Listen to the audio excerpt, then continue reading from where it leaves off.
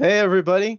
Um, Happy Admiralty Day. This has been a great week, an awesome Fleet Week celebration celebrating Star Trek and Star Trek ships. It's been so great to see all the panels. I had a great time earlier today on the ship design panel. I, of course, am Thomas Marrone, the Associate Art Director for Star Trek Online, and I'll be hosting this panel that we're calling Bringing Starships Home.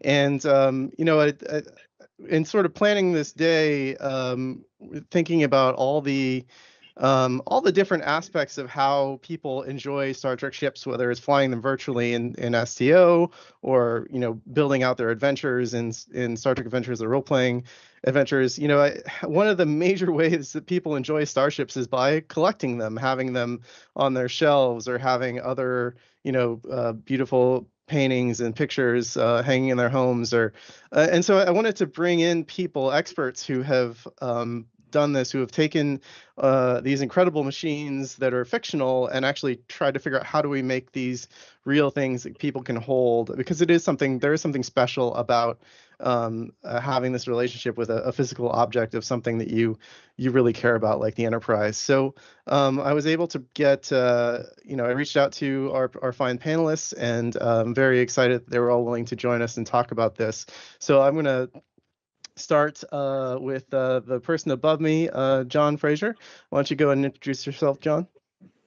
My name is John Frazier. I'm the founder of Star Trek Unlimited, formerly from ThinkGeek, where I was responsible for many of the Star Trek merch that we made back in the day at ThinkGeek, trying to bring a lot of that culture back. In fact, after ThinkGeek closed, the guys over at CBS called me and they're like, "Hey, no one's making good cool Star Trek stuff anymore. Can you start a company?" I'm like, "Yeah, okay, I'll do that." Yeah, no problem. Yeah, no problem. I'll just do that tomorrow, no sweat. File an LLC and it's all done. Awesome. All right. Well, and next we've got Kavita Maharaj. Can you talk about Retrospect Studios and what you've been doing? Absolutely. So I'm Kavita from Retrospect Studios, and I'm the artist who does all the work in Retrospect. And I actually started Retrospect about, I'm going to say 4 to 5 years ago. And I just started off because I'm a massive Trekkie and wanted to do paintings for myself. And they kind of, steamrolled from there. So, I started off doing mostly portraits because I actually was focusing on Leonard Nimoy's Spock. So I started off with the portraits. And then over time, I've kind of expanded into the ships and other aspects of the universe. And I now have about 70 paintings. 70? 70? Yeah, Wow. 70 paintings that I've done. In the Star Trek universe, and it does not look like there is an end in sight. So I'm looking forward to, bringing more to the fans. That's awesome. And last but certainly not least, I think a lot of people know who you are, Ben, if they're Star Trek ship fans. But Ben Robinson, formerly of Eaglemoss, and but still of Star Trek. Why don't you go ahead and talk a little bit about yourself? I'm formerly of so many things now. Everything. You live long enough to become formerly of everything. Formerly of the Star Trek Back Files, formerly of Star Trek the magazine, formerly of Star Trek DVD collection. And then basically for the last 10 years, I've been making models of little models of Star Trek ships. I mean, I was thinking about 10 years ago, there weren't that many of them. And obviously, sadly, Eaglemoss got into some pretty big trouble this year, and it's folded, not because of Star Trek, because of all sorts of other things. And I counted up, and I realized we'd done 400 ships, 400 Star Trek ships, just 400. That's people say to me, "Do you think we'd ever do this many?" I'm like, "No, not 400. I didn't even realize there were." I mean, I'm soon to have some news about what I'm doing now. So, but not quite yet. Mm-hmm. Well, that's awesome. Again, I'm very thankful everybody could join us today. I know you all have different perspectives on bringing certain elements of Star Trek to life and at scale, and I think that's something I don't want to talk about in a minute, because it's not just taking a little model kit and building it and like, oh, here's my thing, but it's like, oh, now we have to make 10,000 of these or whatever, and I think that's an interesting part of the process too. But before we get there, I want to talk about kind of the emotional connection we have with Star Trek, and then how that translates to the kind of products that you all decide to make. And I'll start with you, John, but I think everybody will probably have something to say about this, because with Star Trek Unlimited, you make certain things that really engage the part of my brain that lets me pretend that I'm in the Star Trek universe, right? So like the engineering kit and the whiskey decanters and all that stuff. Can you talk about kind of your mission statement and why the choices that you're making and the products that you're developing and how that connects to our love of Star Trek and the universe? Yeah, so I mean, it's a thank you for saying that, because that's actually 100% what I'm trying to accomplish. I still remember when I was a little kid. This was probably 1974 when I was watching Star Trek with my dad. I remember the first episode. It was Tomorrow Is Yesterday, and I was trying to understand the entire story, knowing nothing about the series. And I really loved watching it with my dad. But what really cemented it for me, let's see if I have it here, was when he brought home this. Actually, not that one. That's the second one that I bought. This one. This is the one that my dad brought home, the Starfleet Technical Manual. And when he gave me this, I started realizing that all this stuff is real. It's no longer just a TV show for me. It's real, and I could live in that universe. And once I did that, I would take every big box that I had in the house and turned it into my starship. I drew a view screen on it, and I drew photon torpedo buttons on the console. And I really desperately wanted to live in that universe. And I kind of took that ethos forward when I started making cool stuff, cool merchandise over ThinkGeek. I wanted to make things that felt like I was part of that universe, that I wasn't just experiencing it, but I was in it. So yeah, that entire thing. So when someone said, "Hey, we should make some tools," I'm like, "Oh, I've got an idea. I want a toolkit that looks exactly like what Geordi LaForge carries around the Enterprise." Yep. I got mine. I'm ready to go. Oh yeah. Awesome. Yeah. And it's funny, I actually used this when I put my current computer together too. I was like, oh wait, I have something for this. That's exactly it. I mean, I wanted not only things that were just cosplay items. I mean, yeah, everyone can have a cosplay item, that's fine, but it actually has to do something. So, I mean, if you look behind me, my shelves are full of stuff. I have no more room for things. So if I'm going to have some more merch in my house, it's got to do something. It can't just sit there. It has to actually have function. Yeah, totally. I don't know if you can see it. I got my Horgon lamp up there, which is coming soon. Nice. So yeah, everything has got to have a function if it's going to. Yeah, I think I have the Enterprise space lamp over there and all that. So Kavita, I mean, what about you? There are so many iconic characters and images in Star Trek. When you're thinking about making a painting that people are going to want to put in their home, like where do you start in terms of selecting what you want to make? Well, I'm going to say first off that I'm a really philosophical person. And so this is why I actually started with characters, which is why I started with people. And it's because the question to me was, what is nobility? So nobility is one of the most important things to me in the world. I try to be a noble human being, fail, okay, as we all do. It's a noble income. Yes, I try. And so, to answer that question, usually it's I look at a person, a character, a ship even, and I think about how does this reflect nobility? How does it reflect the struggle for nobility and sometimes the failure?Ch as my There She Is painting of Khan, right? So he's an example of failed nobility. And so once that interest is there, as in I see you as part of my conversation on nobility, then I want to step into what is it like to be you? What is your struggle? And so when I'm creating my painting, that's what the conversation is about. And you said, where do you start? And I guess I start with me because that conversation is a conversation I'm interested in. And then what I found is my fans are also interested in that conversation. So I start with something that's really important to me. And then those that I speak to, who are also, driven by this thing, it speaks to them as well. Yeah, and I think your paintings are amazing, and what's really cool about them is you're able to capture the essence of the people, the human or alien or whatever characters, but also the essence of the starships too. And this is a big drumbeat that I have, is that starships are also characters of Star Trek. They're important characters, and so for that I'll throw it over to Ben.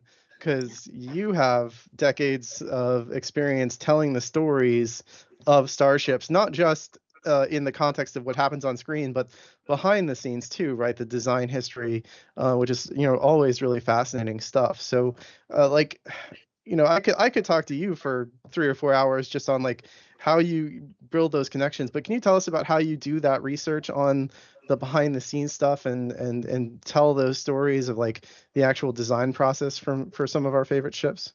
So I mean, I'm the really unsatisfied guy. So when I look at art of books, I was like, well, yeah, that's a very nice picture, but why? Why is this like this? Who did it? Why? How did we get here? And even when you look at the finished thing, I'm always fascinated by, well, it could have been different. There could have been something else, and so I've always wanted to find that out.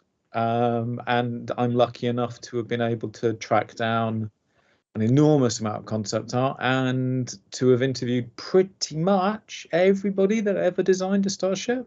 I'm trying to think if there's anybody I didn't manage to interview. No, I think I interviewed everybody. Awesome. I think I've interviewed everybody that's ever designed a Star Trek ship, and being able, and I mean, we did the magazines that came with the ships were always split into two parts. So there was the immersive bit, exactly like John's saying. So where you've got the kind of, we always said people really want to know what happens if I sit at this console and press that button. That's right. Or what happens if I walk down that corridor? What's behind that door?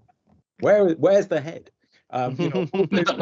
We all ask when we're watching Star Trek. So there's that part, and then there's the kind of how did it actually get made and how did it come to be, and because it was often the same people, I managed to forge friendships with a lot of people, and it becomes a real pleasure just sort of calling them up and saying, hey, what happened with this one, and then discovering that they don't remember. Well, it's funny, and I think we all probably in some ways have a story kind of like this, but I mean, especially I think you and I, Ben, know that like if Star Trek Online has been around for almost 13 years and Eaglemoss was around for a while, and so if you're around in the orbit of Star Trek long enough and you make those connections, you can sort of feed back into the storytelling or the effects or whatever of new Star Trek, right? Because Eaglemoss, you provided some models for Star Trek Picard. Yeah, spoilers. I'm not sure I'm allowed to say, but we are allegedly in season 3 in at least 2 ways. Oh wow, that's awesome. Whether that's made it through, I always had this thing of like, oh, they want your ship, and oh yeah, they cut that scene.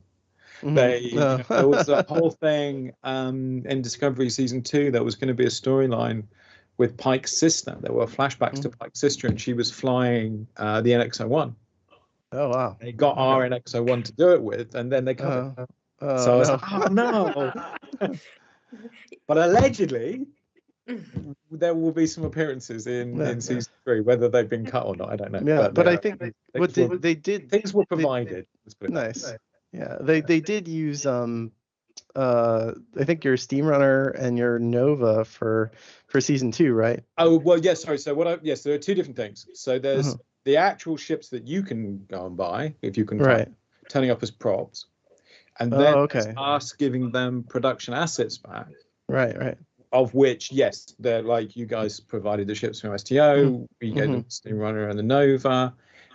We've given, in fact, Lower Decks. Pretty much every time you see an old ship on Lower Decks, that probably came from us.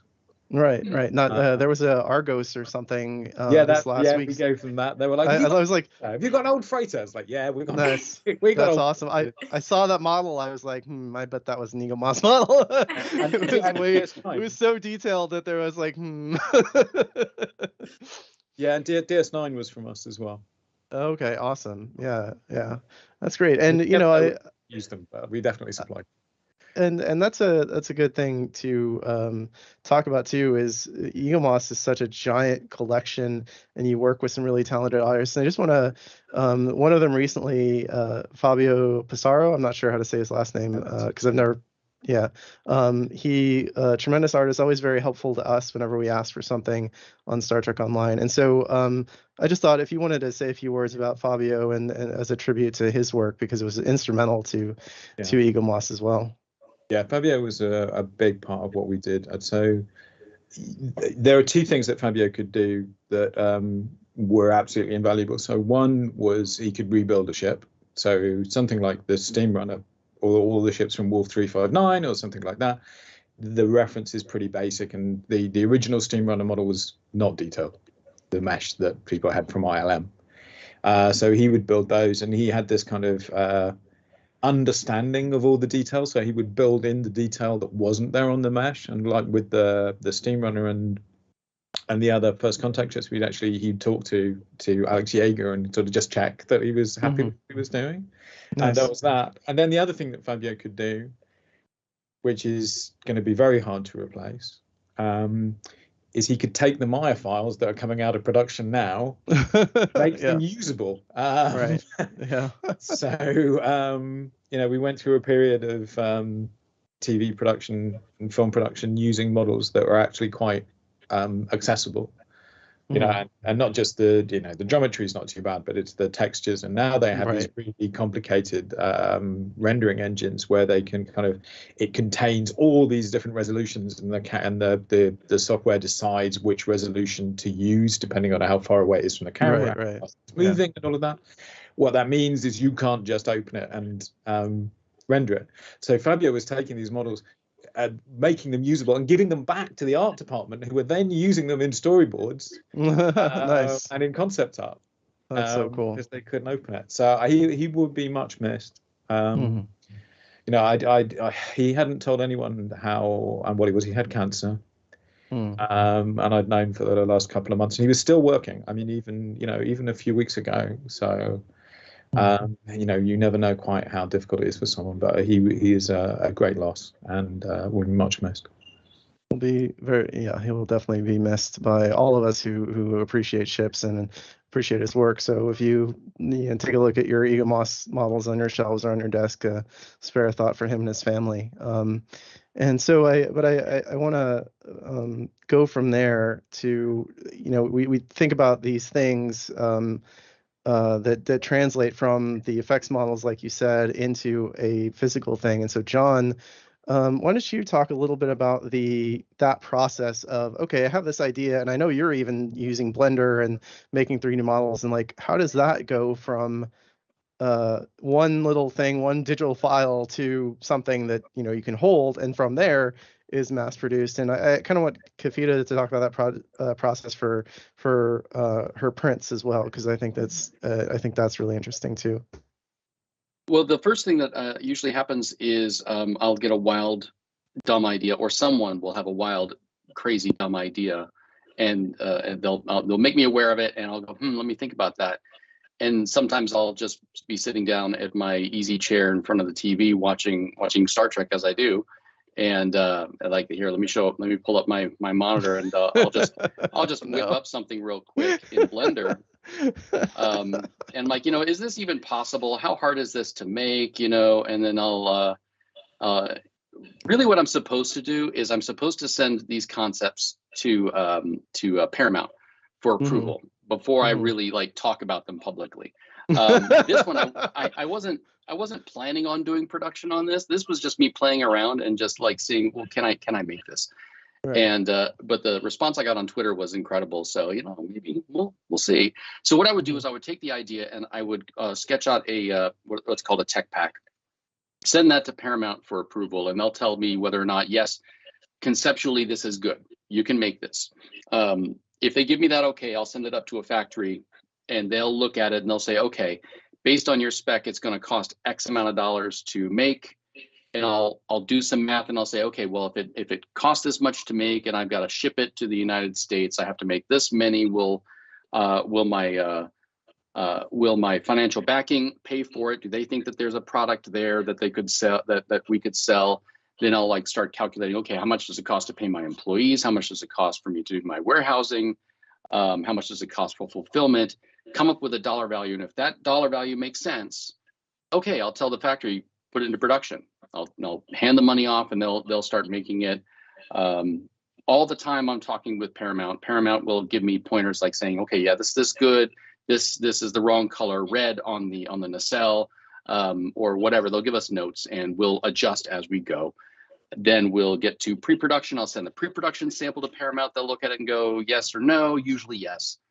Then it's packaging, and we'll do the packaging. Usually that doesn't take very long, but although that is the most arduous to do approvals on, because every detail has to be looked at. You know, the spelling has to be right, the fonts have to be right, the kerning has to be right, the image has to be correct. Like, what did I do? I just did packaging for a product I'm not allowed to talk about yet, but it's for Strange New Worlds, and the Star Trek packaging guidelines have Starships based on which ship it's supposed to be for, and they don't have a guideline for Strange New Worlds packaging yet. So I said, you know, hey, I put the Enterprise on here, the Piker prize on here. Is this okay? And they're like, yeah, that's fine. You know, so that takes a long time to get through approvals. And then we go to production, then we ship it, and then we bring it on sale, write the copy, do the photography. I mean, it is a lot of stuff that has to happen, and it takes a long time. It might surprise people. It takes minimum 6 months to make a product from concept to having it on sale. Usually about 9, but I can make it as quickly as 6. 4 if I'm really cutting corners. Like when I made this, this took 4 months, and the only reason why it took so little is because Paramount gave me the artwork for it. Right. They called me and they're like, you know, hey, Fish, this is going to be in an episode of Lower Decks. Can you make this? And I'm like, yeah, give me the art and I'll get it going. And I had in fact, this is the pre-production sample. I had this in my hands less than a week after they asked me to make it. Wow. So yeah, sometimes it can take very, very little time, but usually it takes 6 to 9 months. Wow. That's great. Thanks for walking through that process. So Kavita, Sorry if it was a lot. No. I find it really interesting because it's all a creative endeavor, and there's so many things that people just, you know, you just sort of, you go to a store and you buy it and like, that's cool, but you don't really understand how many skilled people there, you know, how many hands touched it, right? So Kavita, once you finish a painting, I mean, presumably you have to do all that approval stuff too, right? But like, how does it come into, you know, get it printed and everything like that? Okay, well, one of the things I'm going to say is that my process thankfully sounds less complex than yours there, John. So I'm happy about that. You know, I've had people ask me, for example, you know, does Paramount tell you what to paint? And the answer is no. They might ask sometimes, like, you know, I from a couple years ago, I have a request for the Gorn from Paramount, and I will get to him. Okay. But they actually, for the most part, they just kind of leave me alone to be an artist, which is fantastic. So what happens is I paint my painting, however long that takes me to paint. And then if I'm happy with that painting, then I'm going to decide to offer it to fans. You know, if I'm not happy with a painting, I'm not gonna even go through the approval process, because I, as the artist, don't want to put that piece out there because I'm not happy enough with it. So let's assume that I'm happy with my painting, and I would like to offer this to fans. Then the next thing that happens is I take take a photo of the painting that I've done, and I send it to Paramount saying, I'd like approval for this. And because they know that they don't see anything until I'm already done my piece, I only have 2 approval stages. There's concept and there's production. So I don't even have a pre-production approval stage. So when they get concept, they're getting, here's my finished painting, there's my concept. And, you know, I would say 90% of the time, or 90, a little bit more than 90% of the time, it's like it goes in, and then a week or 2 later, I get back, we're good to go. This stage is approved. And now what I have to do is send them a photo of the proof of the painting. So at that point in time, the painting is professionally photographed and then proofed.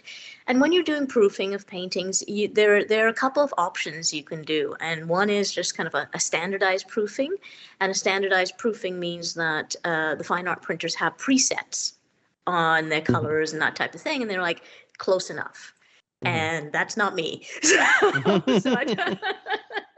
So the proofing that I go through is where they actually have to sit down with my original painting and proof this thing to try to get it as close as humanly possible to the original painting.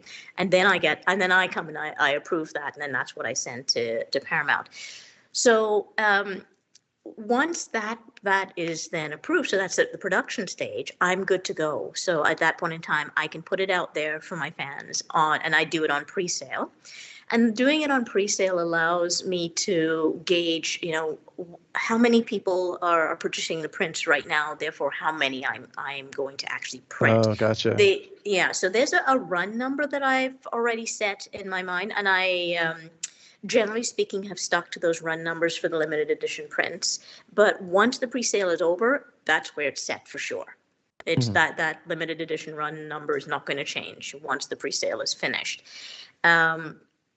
And then, everything kind of goes from there. The good news is, because all of my certificates, of authenticity, etc., because they're all, I'm using air quotes here to say the same. And really what I mean by that is the font, the wording, etc., that it just changes the name of the piece. It changes when the print date is and that type of thing. And then it changes the image of the painting that's on the certificate of approval. I don't have to go through that process of getting that approved every single time. So really mine is a lot less complicated than what it sounds like John has to go through, where I'm already done my product. Now, remember I said that 90-something% of the time they approve it at concept, they're like, we're good to go. Every so often there might be something that they would like me to change. And so then what happens is I have to decide as an artist whether I'm willing to change it or not. And there have been some examples where I've changed it, and there have been some examples where I've just simply pulled the approval. And I said, I won't go through approval for this one. And it's because, I'm an artist first, and I want to be really happy with the piece that's out there. And so sometimes the changes aren't changes that I want to make to a piece. So, and in terms of that, the good news is we have one company that we work with who does all of the prints, etc. And so because I have a really established relationship with that one company, I don't have to kind of run around to figure out where do we get these things made and that type of thing. So it sounds, when I'm listening, I'm like, oh, John, I so value what you're doing more because it's so complex, right?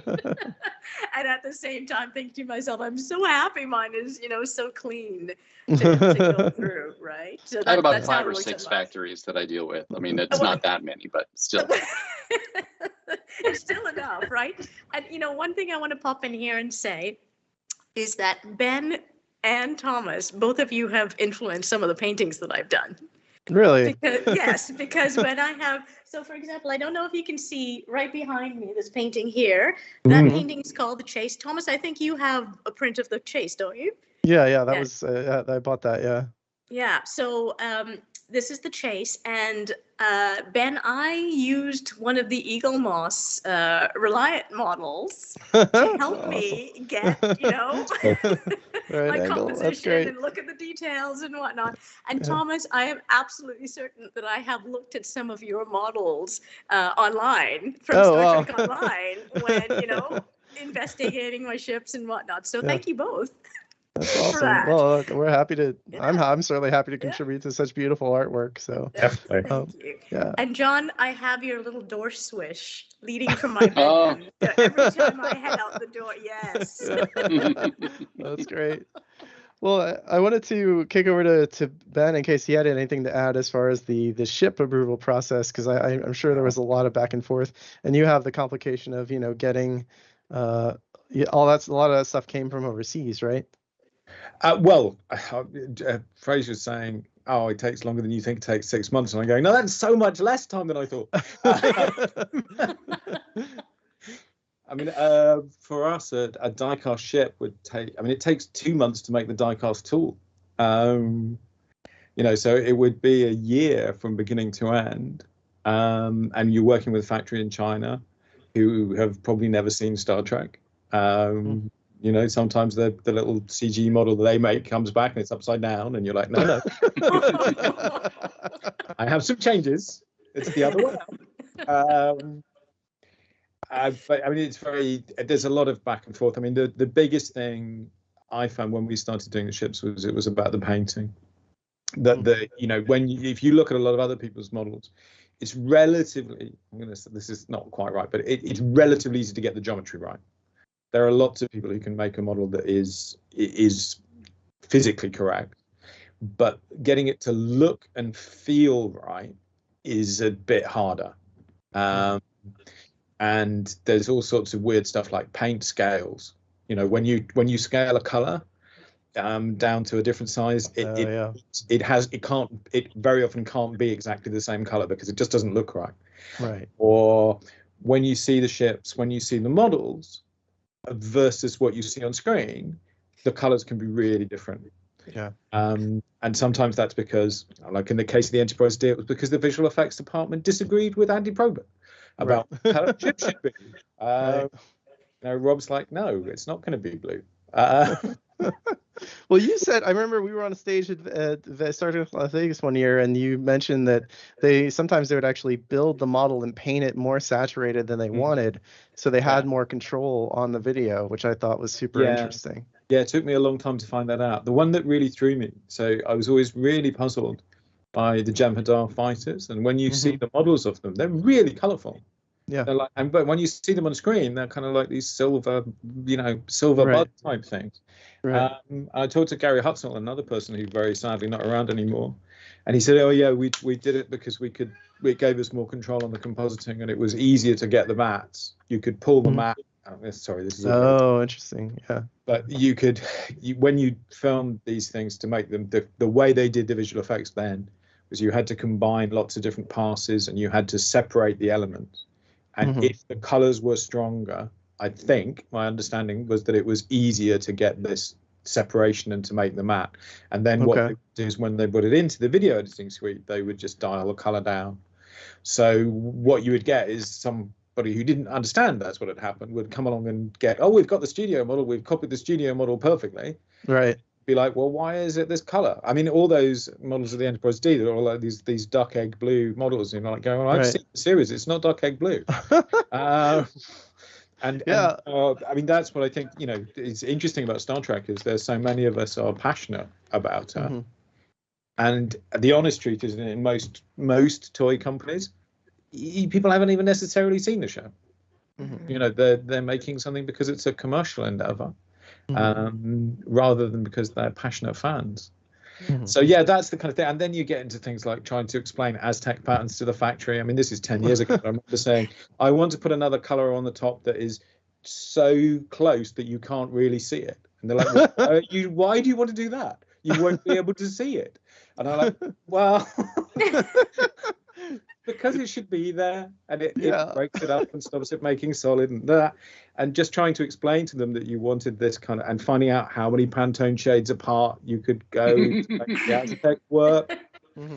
And things like I discovered, like if you want to make something look a little more real, you can put this like distressing. The factory hates anything distressed or anything like that because it's not regular and repeatable. Right. It's like if you say to them, I just want an effect, they're like, no. Particularly in China, they're very like, no. Tell me exactly what you want. I don't want any kind of vague, can you distress it?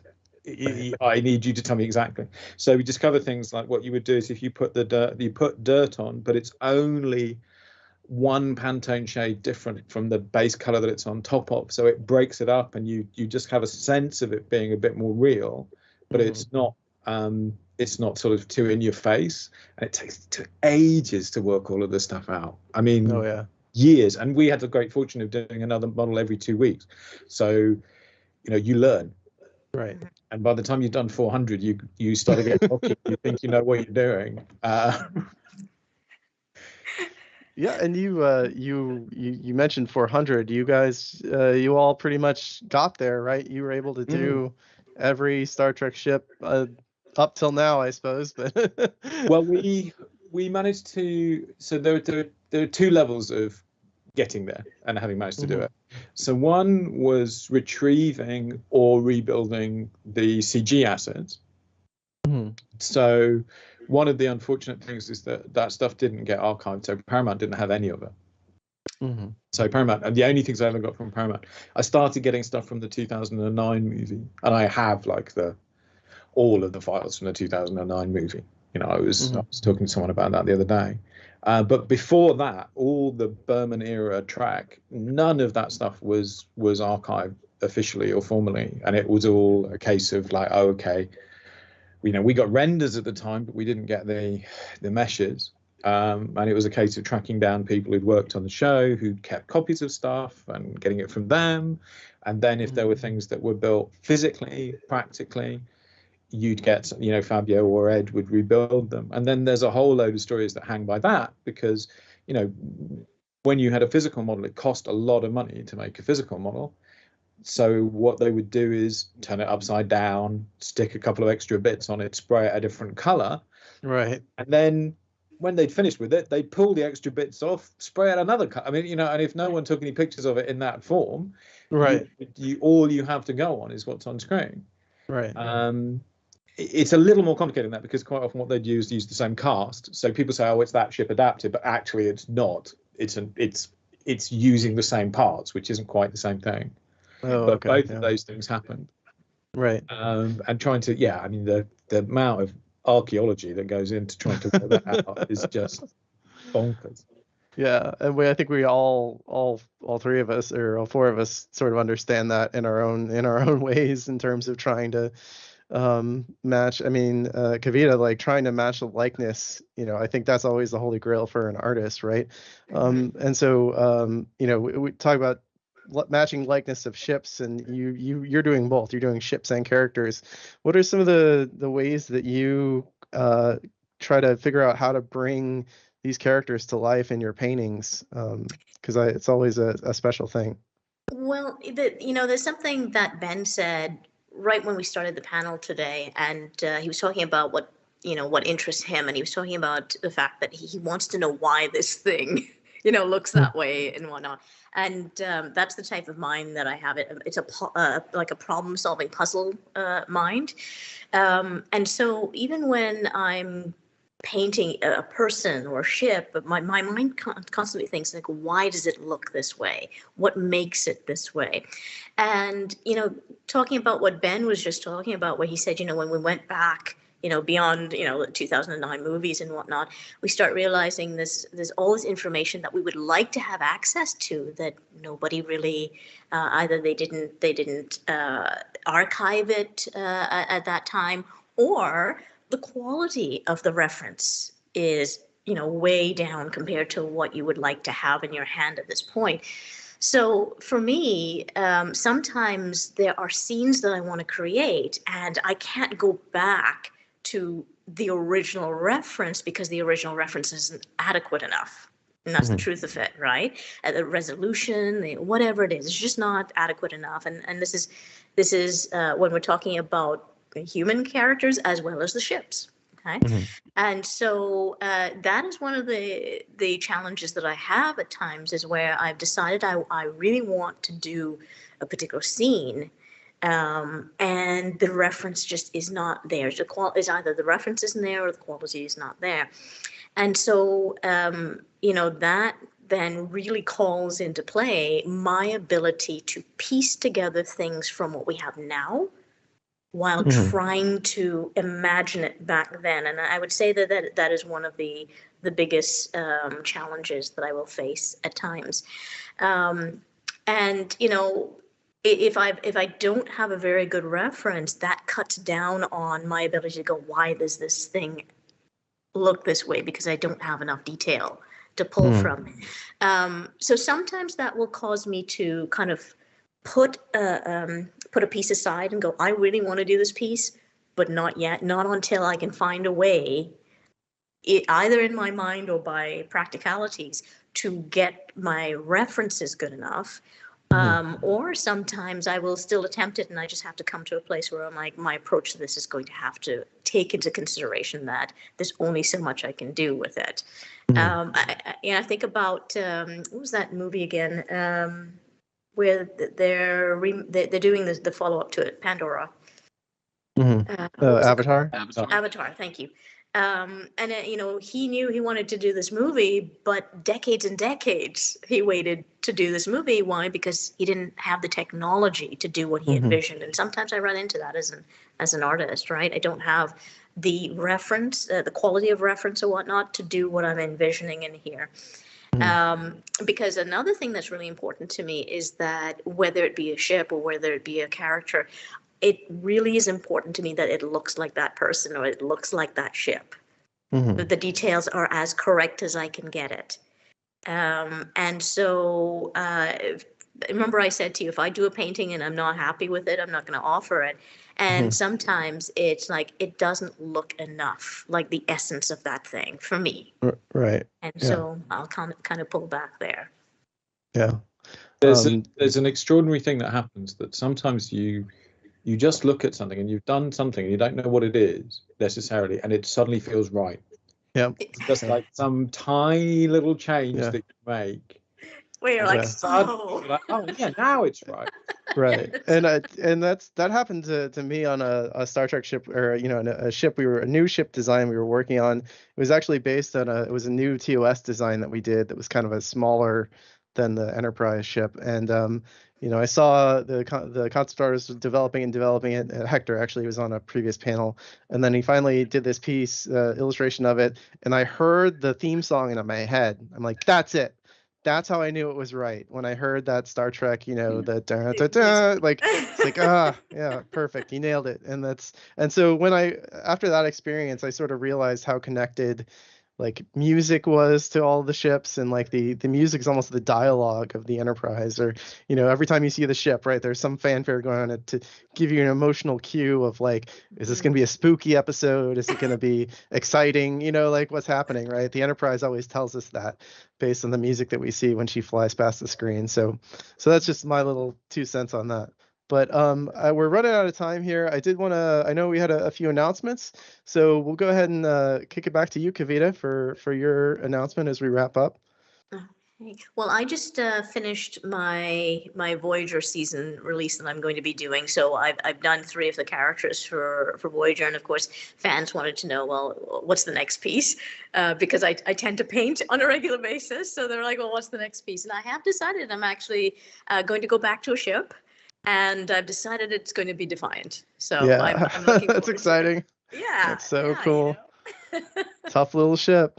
All right. Thanks so much. How about you, John?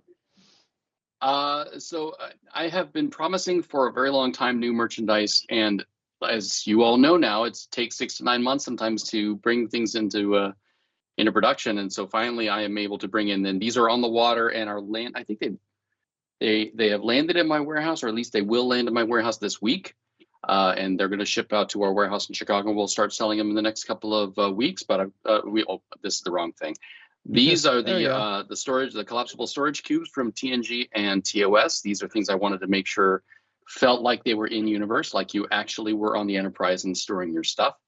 Nice. Same thing with the kitchen containers. These are all I've made these. In fact, I had Mike Okuda himself go through all of the capsule stickers to make sure that they are acceptable. These are landing in the next couple of weeks. And my favorite, the Vasquez Rocks garden sculpture. Nice. In fact, I have the first production model here, so I can show you guys. This is the actual production model in my hand. This went through several revisions to get the colors right, because I sent the original artwork to Paramount, and they said, I live really close to there, and the rocks aren't nearly that gray. Can you make them more tan?